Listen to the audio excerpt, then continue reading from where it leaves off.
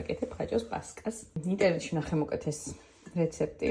500 გრამი ხაჭოა, მაღალპროცენტული, 70 გრამი კარაქი, 250 გრამი მოხარშული შედედებული რძე, ეგრეთ წოდებული ზგუშონი, არაჟანი 150 გრამი, ცუკატები არ ამიწონია უბრალოდ. იმ რეცეპტში სიმართლე გითხრათ, საერთოდ არ არის არც ცუკატები და არც თხილეული, მაგრამ მე ძალიან მიყვარს, ამიტომ უშვები ცუკატებსაც და აქ მოხალული ნუში და მოხალული გოგრის გული მაქვს.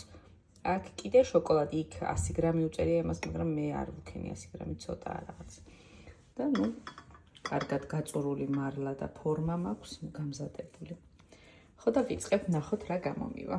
პირველ რიგში რბილი კარაქი უნდა აურიოთ, შემდეგ უკვე შედედებული რძე, არაჟანი, მივიღოთ ერთგვაროვანი მასა, ხელის ბლენდერით ან მიქსერით შეგიძლიათ აურიოთ ერთმანეთს, მერე შიგ თავსები, რაც თქვენ გსურთ, ის გამოიყენეთ შიგნით.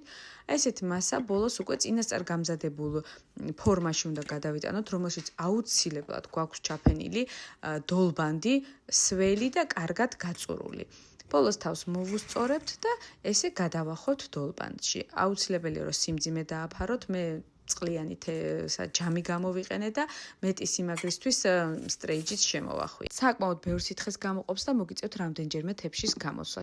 გავაჩეროთ ერთი ღამით მაცივარში და აი ესე მარტივი მოძრაობით გადმოიღებთ ფორმიდან. გასაფორმებლად მე გამდნარი შოკოლადი და ფერადი შოკოლადები გამოვიყენე, eziti საყვარელი პეპლები დავასვი და სულ ეს არის. გემრიელად მიირთვით, დამერწმუნეთ, მართლა ძალიან გემრიელია.